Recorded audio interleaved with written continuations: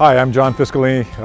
This is my facility here, Fiscalini Farms, Fiscalini Cheese Company. We have a 1,500 cow dairy here in Central California. We also are makers of artisan cheeses, and we also have a methane digester on the property, so we're producing renewable energy from cow manure. My father was actually born on this piece of property, lived to the age of 75, and I was born here locally, and they basically never moved away from this spot, so I've been in the dairy industry my entire life as well.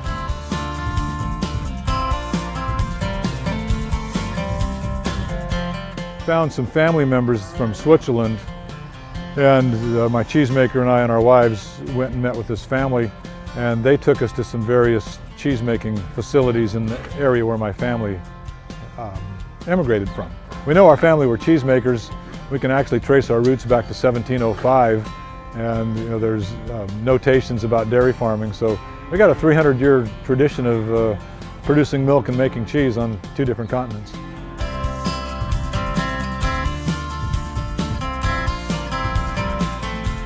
Well, we're making a product that people eat, so it's important that the food supply is safe.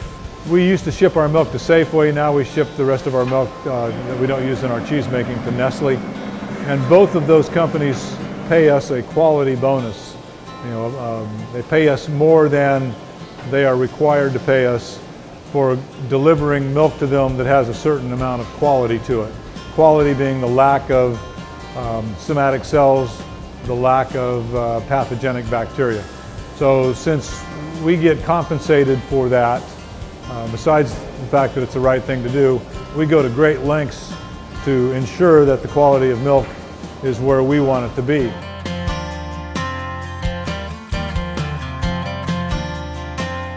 With this mill was very interesting because in trying to get a very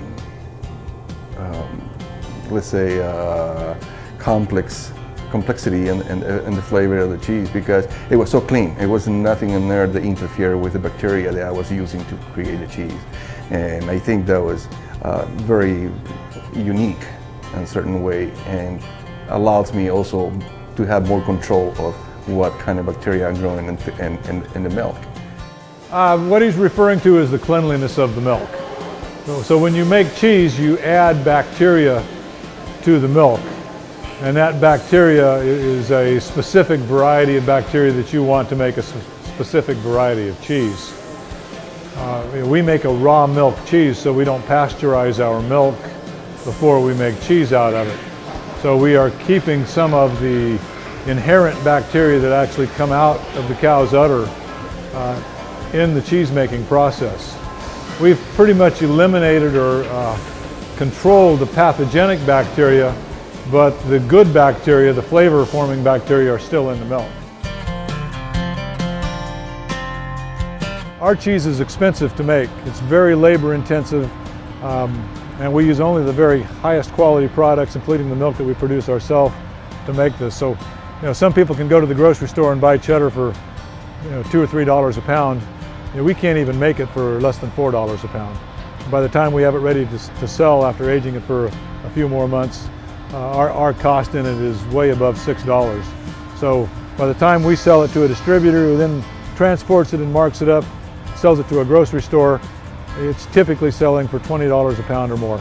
And it's a bargain at that because of the way that it's made and all of the environmental attributes that it has. But we're fortunate to live in the United States. We're fortunate to have an economy where a lot of people have discretionary income, and you can reward people for doing what you consider to be the right thing to do.